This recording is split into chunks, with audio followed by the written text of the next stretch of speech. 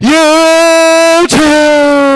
What I do? It's your boy Young Soros back with another video, and in today's video, the stock market and the news, the macroeconomic data coming out, it is going to be jam-packed this week, and you got CPI, PPI, retail sales, all of that, different countries, the UK. So let's get right into it, starting with the CPI. Now, guys, listen to me, guys. The CPI is going to be very important for reasons I talked about in the last video.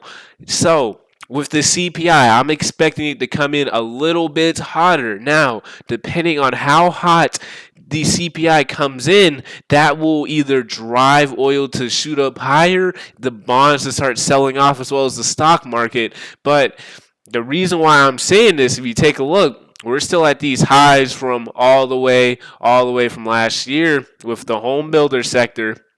So you got to keep that in mind with the CPI report.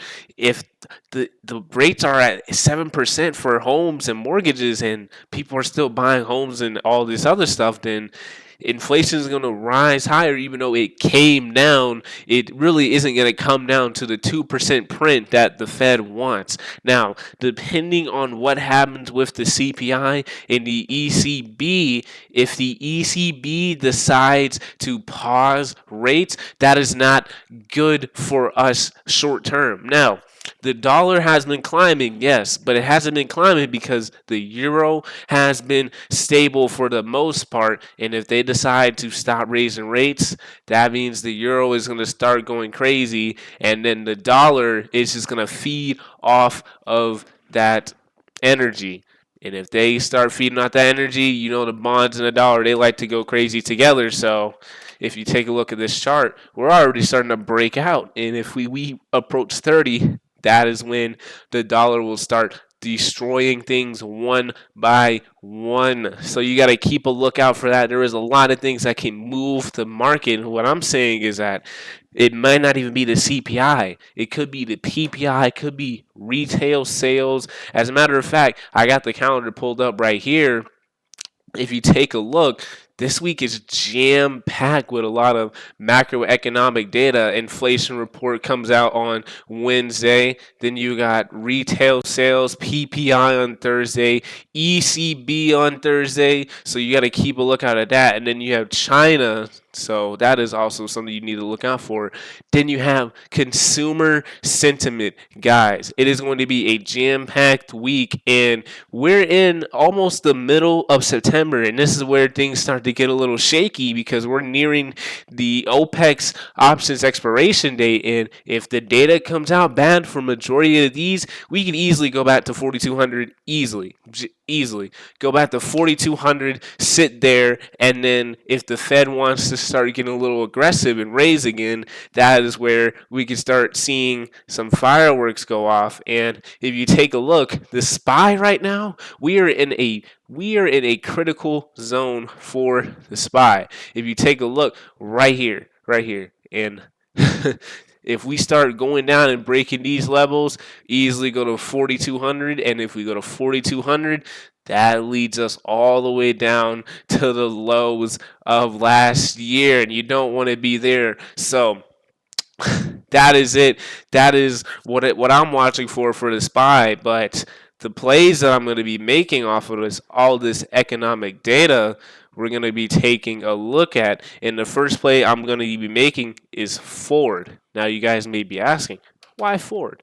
Well, Ford is going to move based on all these macroeconomic factors. And currently, they are actually sitting pretty decently, and they're sitting at this range right now, at the bottom of this range. And my theory is if the data comes out bad, if China comes out bad, they can easily flush this range and we can go all the way to 10.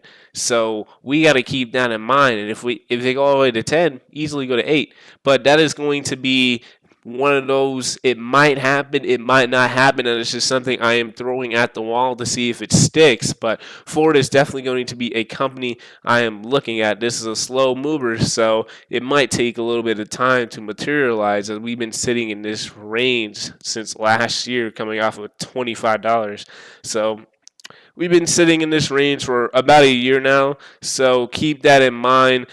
Another play I'm looking at is, of course, the dollar. I actually am in this play currently. I bought some calls on the dollar the other day, but I'm thinking they're going to hit 30, and then once they hit 30, that is where the bonds will start selling off, the market will start selling off, all these other things, and once the dollar starts taking off, everybody's going to start freaking out. Now, with the dollar being up, you have to remember if the bonds start freaking out, and the yields and all this sort of stuff, if the yields hit 4%, close above these levels, you're in the territory of the unknown. So once you start getting like way up here, that is unknown territory. We have not been there in a very long time.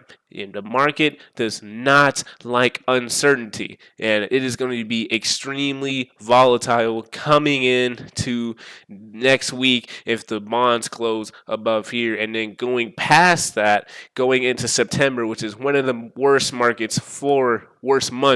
for the stock market. So keep that in mind, guys. That is it, ladies and gentlemen. I hope you guys enjoyed a little short video today, but I want to get you guys prepared for next week. It is going to be a jam-packed week next week. Keep your eyes out. Be on your toes. There is going to be a lot of volatility. Guys, that is it. I'm hyped, as you can tell. I'm extremely hyped. This is the moments that I live for, as you can see. So the fact that we can all share this together makes me extremely happy. So, keep that in mind. I love you guys. I'll see y'all later. Young Soros out.